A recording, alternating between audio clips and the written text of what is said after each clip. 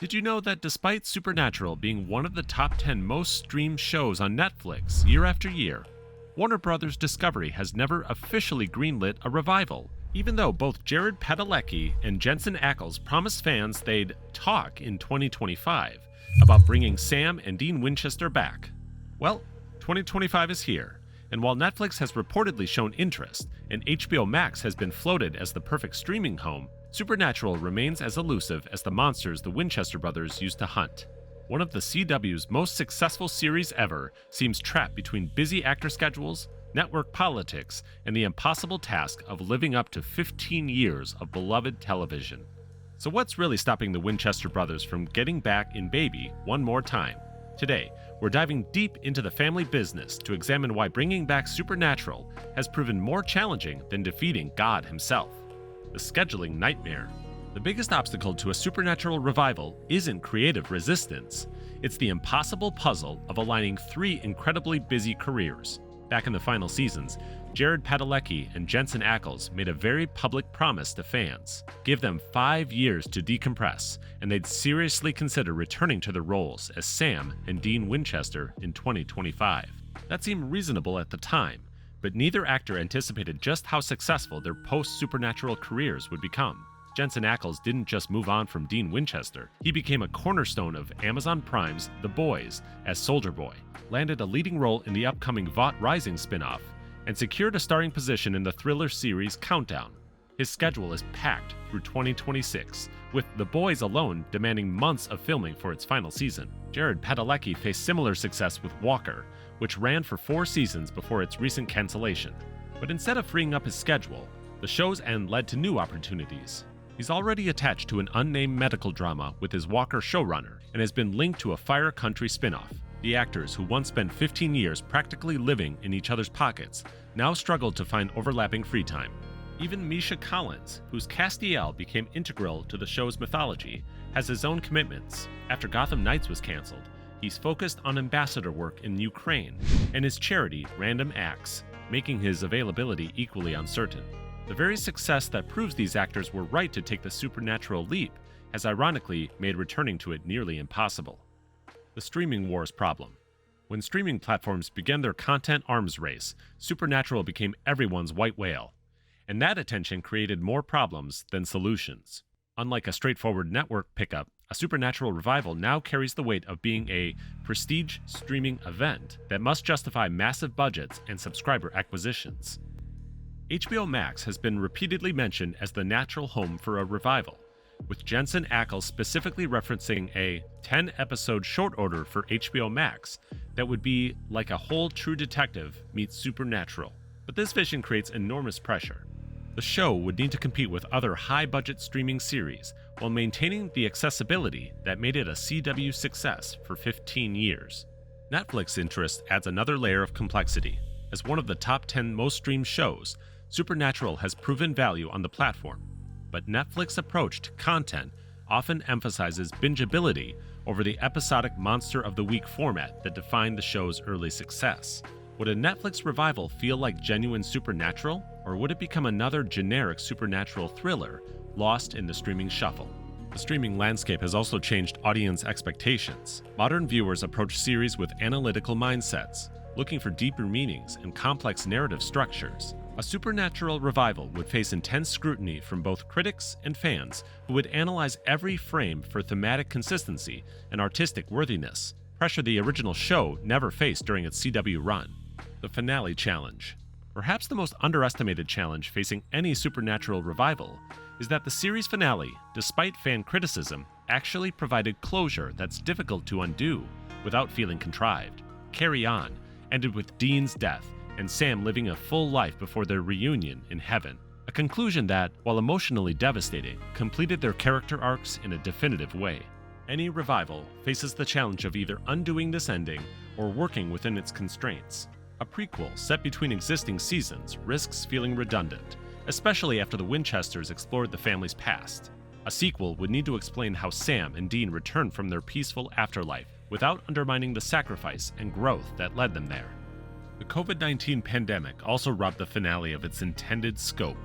The original plan included appearances from beloved characters like Joe Harvell, Ellen, and others greeting the brothers in heaven. A revival could attempt to provide the proper goodbye fans deserved, but it would need to do so without feeling like a desperate attempt to fix the finale rather than tell a genuinely new story. Network changes. The CW that aired Supernatural for 15 seasons doesn't exist anymore.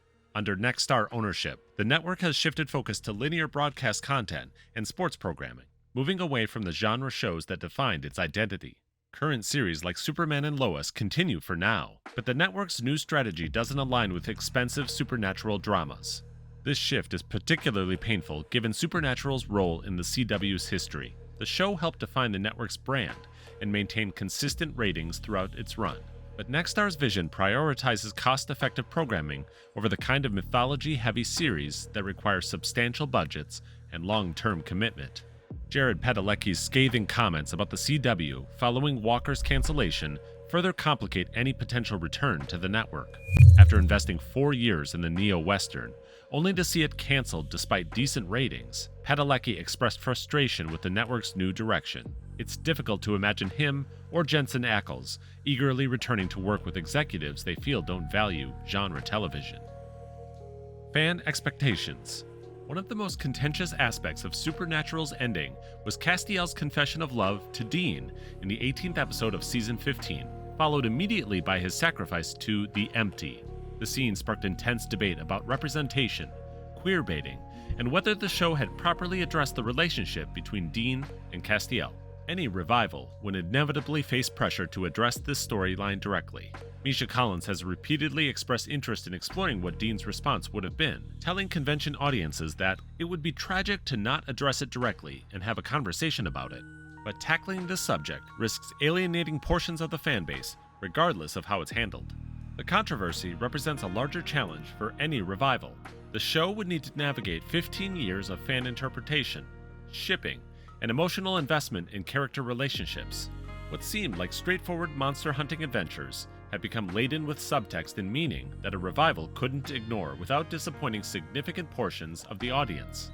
This pressure extends beyond individual relationships to the show's overall approach to representation and social issues. A 2025 Supernatural would be expected to address topics that the original show either avoided or handled differently, creating additional creative constraints for writers already struggling with plot and character challenges. The limited series trap. Both Jared Padalecki and Jensen Ackles have consistently stated that any revival would need to be a limited series rather than a return to 22-episode seasons. Padalecki specifically mentioned wanting a limited series akin to the Gilmore Girls reboot, like here are 4 1.5-hour episodes. This approach makes sense for the actors' schedules and could provide focused storytelling, but it creates its own problems. A limited series format would need to justify its existence with a story significant enough to warrant the Winchester brothers' return from peaceful retirement. The stakes would need to feel appropriately high without repeating the apocalyptic scenarios the show already explored. Finding that balance between meaningful and manageable represents a creative challenge few writers would want to tackle. The limited episode count also means every moment would need to serve the larger narrative, eliminating the Monster of the Week episodes that many fans consider essential to Supernatural's identity. Could a 4-episode miniseries feel like genuine Supernatural without the hunting cases that define the show's structure? Furthermore, a successful limited series would inevitably generate demand for more episodes, potentially trapping the actors in exactly the kind of long-term commitment they're trying to avoid. The pressure to expand a revival into multiple seasons could undermine the focused storytelling approach that makes the format appealing in the first place. The success paradox. Ironically, Supernatural's continued popularity might be working against a revival. The show remains one of the most streamed series on multiple platforms, generates consistent convention revenue, and maintains an active global fan base 5 years after ending. From a business perspective, why risk damaging that legacy with a potentially disappointing revival? Warner Bros. Discovery benefits from Supernatural's ongoing success without the costs and risks of new production. The existing 15 seasons generate steady licensing revenue, merchandise sales, and streaming engagement without requiring new investment. A revival could potentially damage the brand if it fails to meet expectations, turning a reliable revenue stream into a liability. The show's reputation has also improved with distance from its controversial finale. Many fans have found peace with the ending, and critical reassessment has been generally positive. A revival risks reopening old wounds and reigniting debates that have finally settled, potentially fracturing a fan base that has learned to celebrate what they loved about the original run. What do you think? Should the Winchester brothers stay peacefully retired in heaven, or is there one more hunt left in them? Let me know in the comments below, and don't forget to like and subscribe for more deep dives into the shows that keep us guessing long after their final episodes air.